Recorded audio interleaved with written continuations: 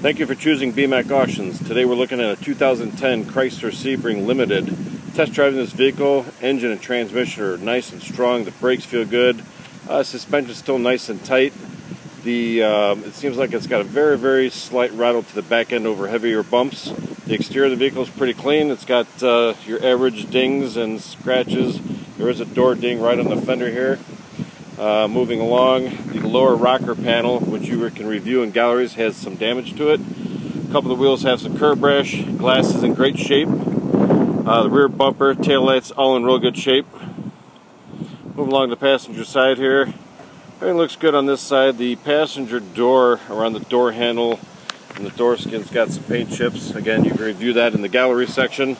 Moving along, front end, bumper's good. Headlamps are not discolored. Everything looks in really good shape. A little bit of rust underneath the paint in this area right there. Again, review that in the blemish areas. Going to the inside. Inside's nice and clean on this vehicle. It does have the leather seats to it. Here's your dashboard. No warning lights on in this time. Center console area. Shifter. Here's your rear seats. Again, all the leather's in real good shape. Minor stains on the headliner.